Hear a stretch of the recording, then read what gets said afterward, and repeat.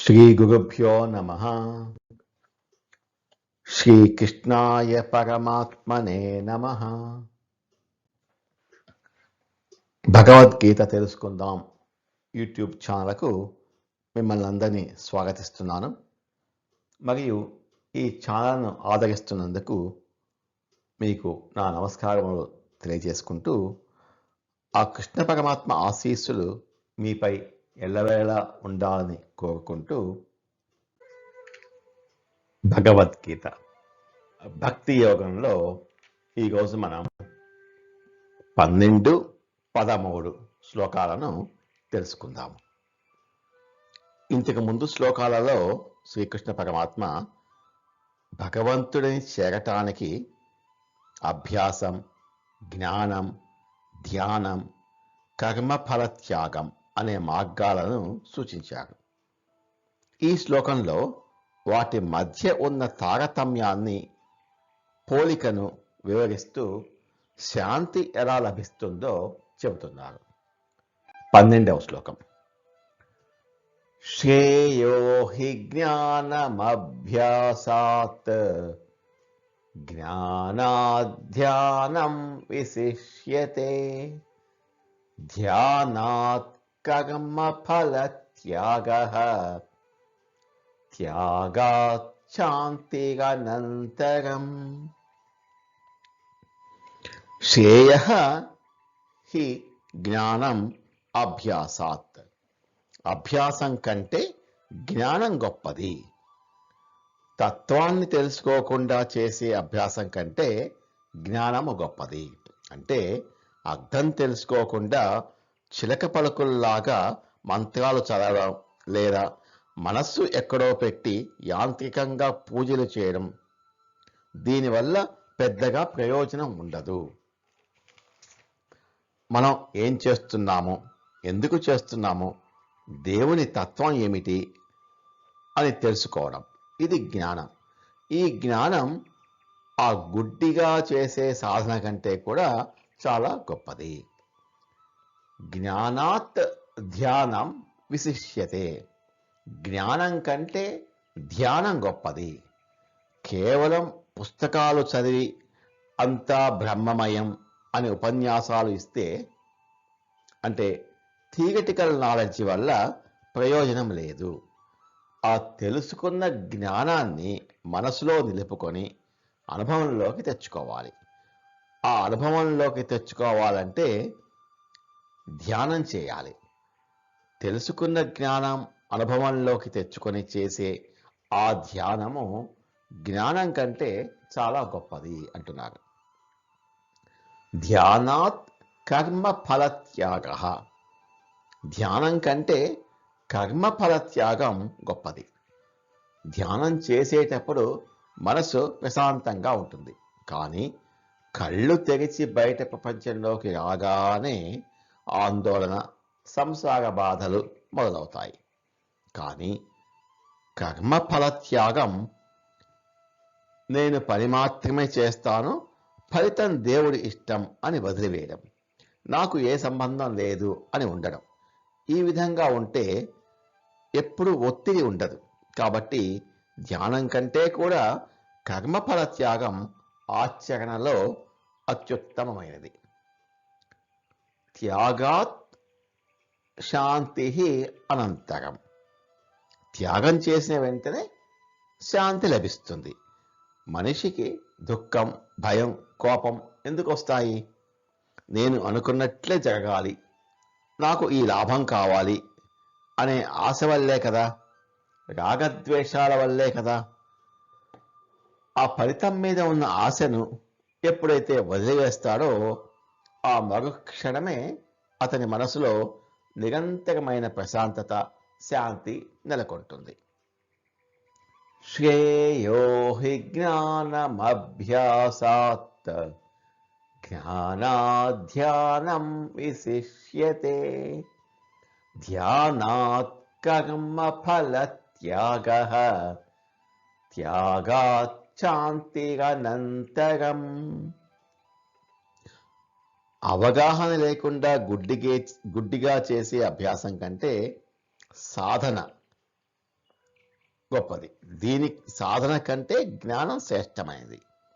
కేవలం శాస్త్రజ్ఞానం కంటే అనుభవంలోకి తెచ్చుకునే ధ్యానం గొప్పది.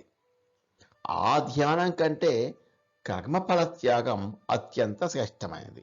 ఎందుకంటే కర్మఫల త్యాగం చేసిన వెంటనే శాంతి లభిస్తుంది.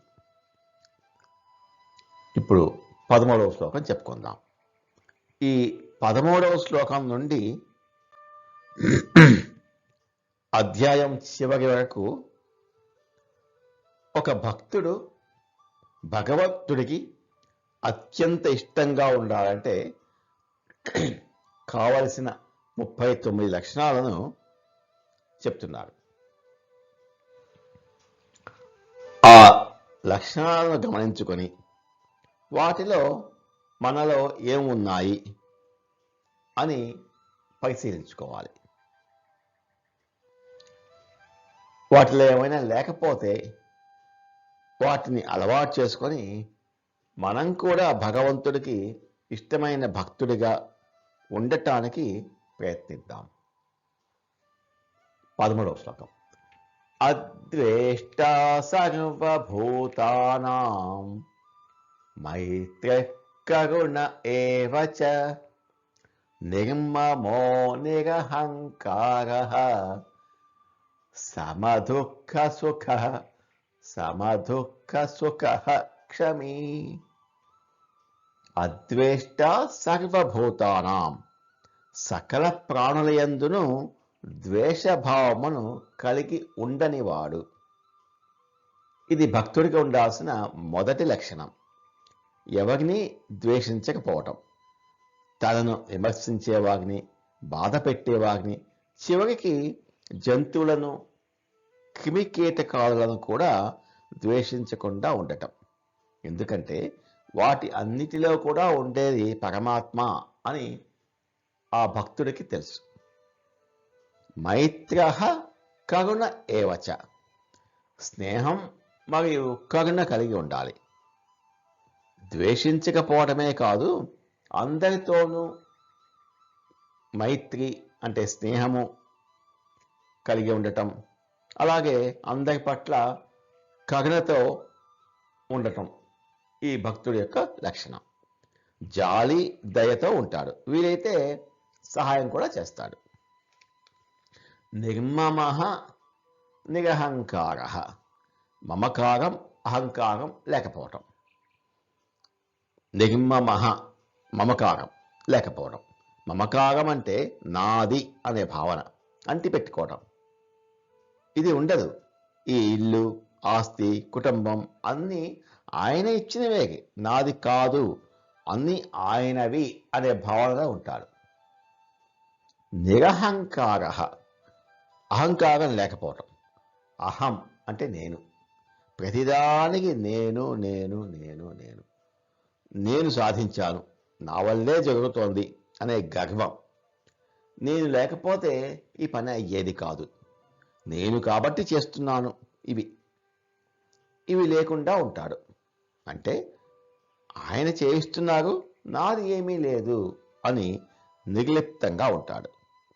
సమదుఃఖ సుఖ క్షమీ, సమదృష్టి మరియు క్షమాగుణం కలిగి ఉంటాడు. జీవితంలో సుఖం వచ్చినా కష్టం వచ్చినా సమంగా ఉంటాడు. ఆనందంతో డ్యాన్స్ చేయడు, కుంగిపోడు.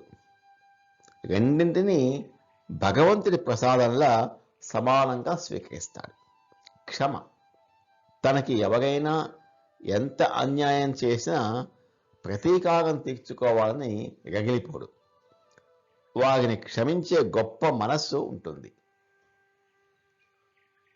అద్వేష్టా సర్వభూతానాం మైత్రః కరుణ ఏవ చ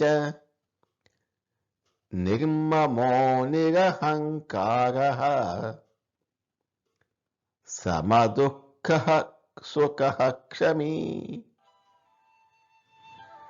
ఎవరైతే ఏ ప్రాణిని, జాతిని, జీవిని ద్వేషించకుండా అందరి పట్ల స్నేహభావం మరియు దయ కలిగి ఉంటాడో నేను నాది అనే అహంకార మమకారాలు లేకుండా ఉంటాడో, కష్టసుఖాలను సమానంగా స్వీకరిస్తూ క్షమాగుణం కలిగి ఉంటాడో, అటువంటి భక్తుడు నాకు అత్యంత ఇష్టమైన వాడు అంటున్నారు.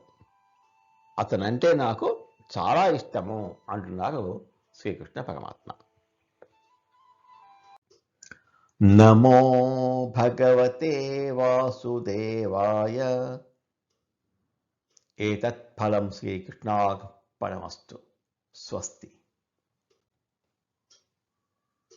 ఈ వీడియోని చూసినందుకు మీకు ధన్యవాదాలు.